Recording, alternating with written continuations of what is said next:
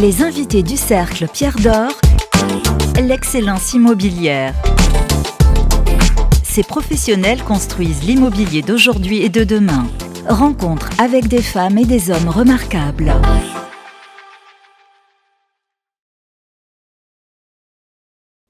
Bonjour et bienvenue sur imoweek.fr. Nouvel épisode du Cercle des Pierres d'Or qui a le grand plaisir de recevoir aujourd'hui Catel Leguillou, directrice générale de la Foncière de la Transformation Immobilière. Bonjour Catel. Bonjour. Merci d'être avec nous pour cette émission. On va évoquer évidemment l'actualité de la FTI. On dit la FTI, hein. C'est Oui. plus simple. Oui. C'est un bel acronyme pour D'accord. une grande société. Exactement.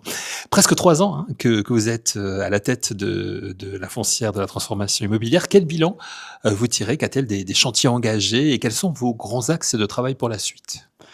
Donc, effectivement, la Foncière Transformation Immobilière a déjà été créée depuis 5 ans, en juillet 2020, et c'est vrai qu'elle a entrepris la transformation des actifs tertiaires obsolètes parce que la dynamique de la vacance des bureaux notamment et des autres actifs tertiaires avait été observée par les partenaires sociaux, puisque nous sommes un groupe paritaire et que nous sommes dirigés par eux. Donc, au départ, nous avons bricolé la transformation, puisque notre intérêt s'est porté sur quelques actifs à transformer. Ça veut dire quoi, bricoler ? Dans le sens...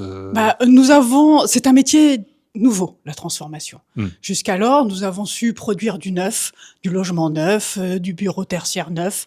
Nous avons su aussi réhabiliter du logement, l'acquérir, le transformer. Mais restructurer un bâtiment et changer son usage, c'est véritablement une pratique différente, innovante, qu'il nous a fallu apprendre parce que c'était une expertise qui existait peu, et nous avons dû donc entreprendre tous ces travaux, cette compréhension, cette expertise technique du bâtiment, cette analyse financière, juridique, fiscale, et c'est pour ça que je parle au départ de bricolage, parce que nous, sans peur et sans reproche, nous avons donc travaillé... Pionnier, quoi, on peut dire ça ? Pionnier en la matière ? Alors, peut-être pas pionnier, parce que d'autres foncières ou d'autres bailleurs avaient déjà développé des opérations de transformation, mais n'avaient pas cherché à les massifier.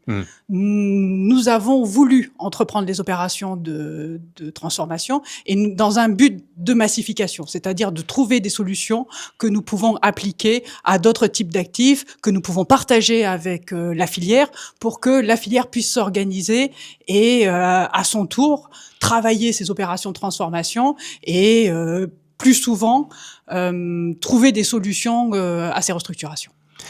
Alors que nous disent les résultats du premier semestre 2025 sur l'évolution du marché de la transformation immobilière et sur la place que vous occupez aujourd'hui à la FTI ? Alors, en début d'année, nous avons observé 2 mouvements. C'est-à-dire que la dynamique de la vacance a augmenté et donc de plus en plus d'actifs nous sont proposés à l'acquisition.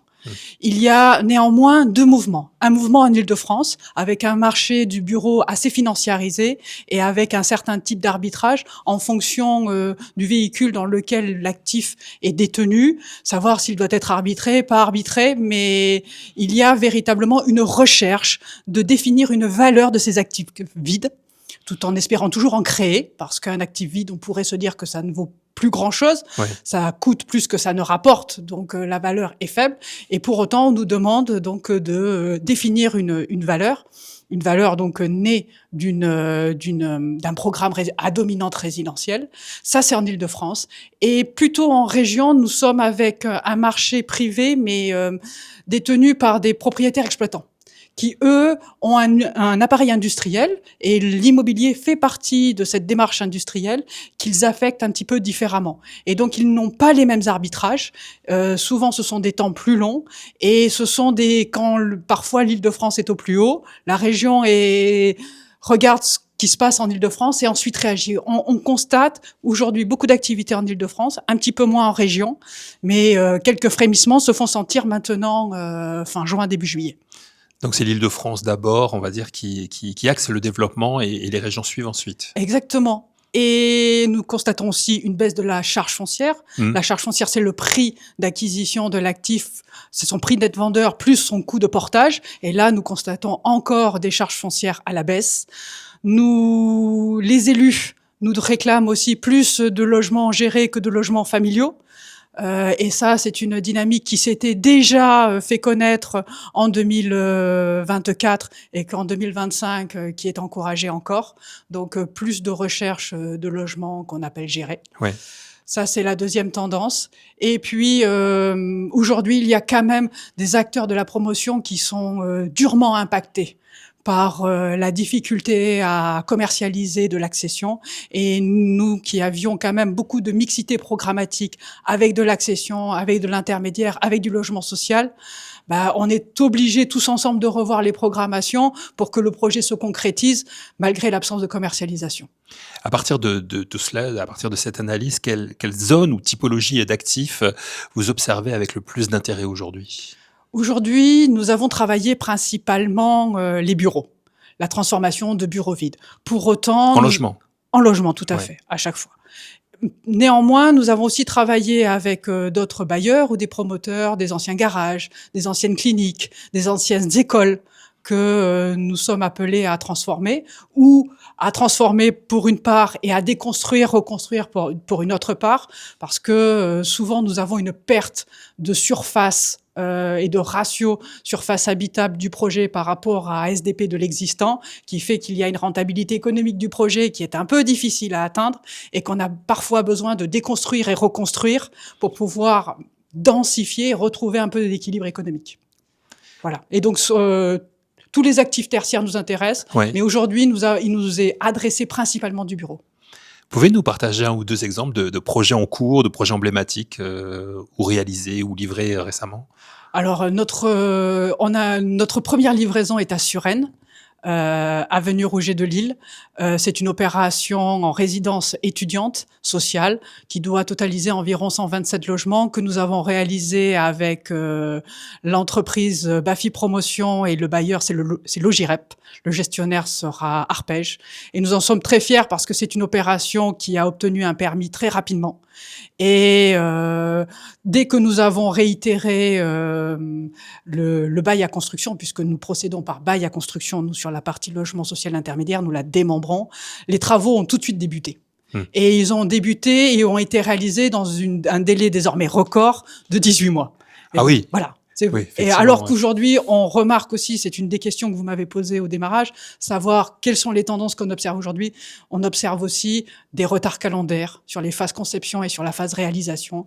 Et jusqu'alors, on pouvait travailler entre 18 et 24 mois et je vois que les délais sont sans cesse repoussés pour des problèmes de défaillance d'entreprise, mauvaise appréhension de la partie des amiantages, alors que c'est quelque chose qu'on connaît depuis très longtemps, le sujet du désamiantage. Et c'est vrai qu'on constate une perte d'expertise, peut-être une complexité, une addition en fait des contraintes qui fait qu'on connaît les retards calendaires. Et sur cette opération, elle a été réalisée en 18 mois, donc c'était pour nous...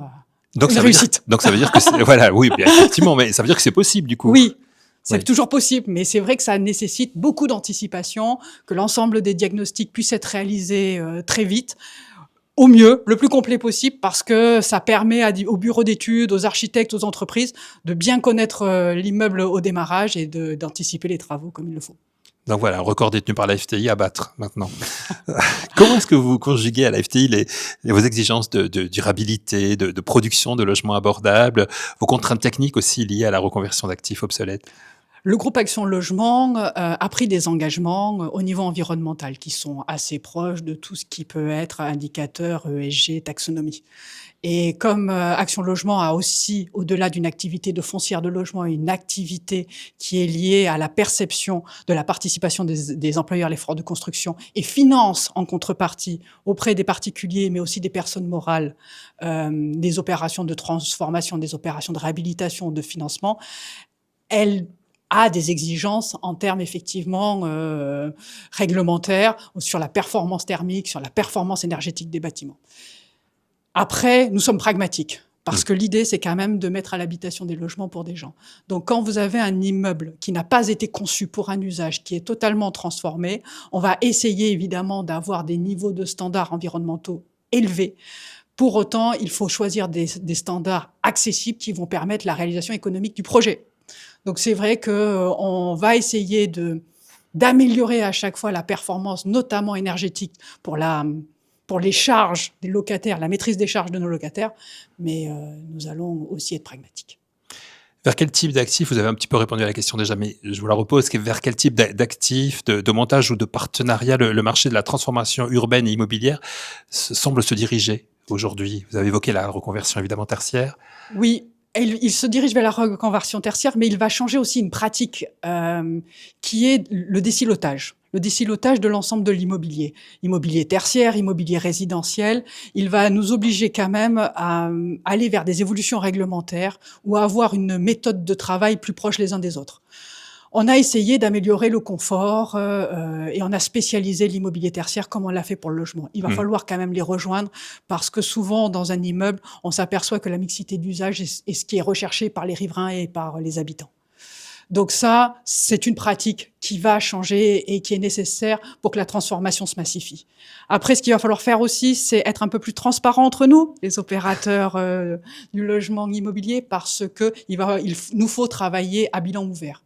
Comme les opérations de transformation sont difficiles à équilibrer, il faut que le bilan promoteur, le bilan aménageur, le bilan investisseur et le nôtre soient partagés pour que chacun puisse faire les efforts nécessaires pour que le projet se concrétise. En quoi votre mission à la FTI, Catel, est aussi un engagement personnel? Qu'est-ce qui vous fait vous lever, vous, le matin? Notre mission d'intérêt général. C'est sûr que quand on travaille pour le groupe Action Logement, c'est qu'on a un besoin viscéral que les gens soient logés et hébergés.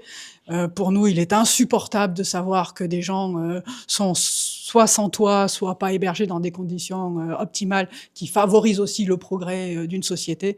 Donc, ce qui nous fait nous lever, tous les membres de la FTI, tous les matins, c'est loger les gens. Et vous avez une belle équipe en plus à la FTI. Alors, on a une équipe de 30 courageux qui sont assez jeunes.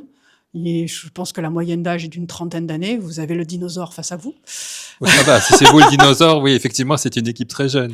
Oui, mais qui aussi est en train d'agréger beaucoup de compétences différentes, qui sait parler le logement social, qui sait parler le logement intermédiaire et qui entreprend à chaque fois de trouver des solutions pour concrétiser des projets, mettre tout le monde en lien et trouver les équilibres. Et je trouve ça, c'est un miracle à chaque fois, mais on s'en passe pas. Nous sommes des passionnés. Ça se sent à vous écouter. Et justement, alors j'avais une dernière question, si vous me le permettez, Catel, que je n'ai pas encore posée aux invités, mais j'ai envie de vous la poser à vous. Quelle est la question qu'on ne vous pose jamais, mais qui est pourtant essentielle pour comprendre votre métier et les enjeux de la FTI? La question est intéressante. La question, c'est qu'aujourd'hui, le dispositif de la FTI, son modèle économique est extrêmement gourmand en fonds propres ou en financement bonifié pour permettre la réalisation des opérations de transformation. Pour autant, il va falloir continuer à accompagner la filière de transformation qui ne s'est pas encore totalement constituée.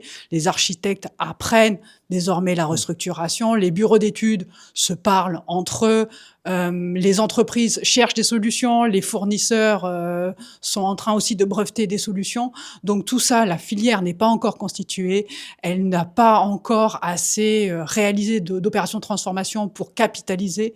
Et pour cela, il faut que des opérateurs comme la FTI accompagnent avec des fonds. Et la bonne question, c'est avec quels fonds demain accompagnerez-vous la filière de transformation?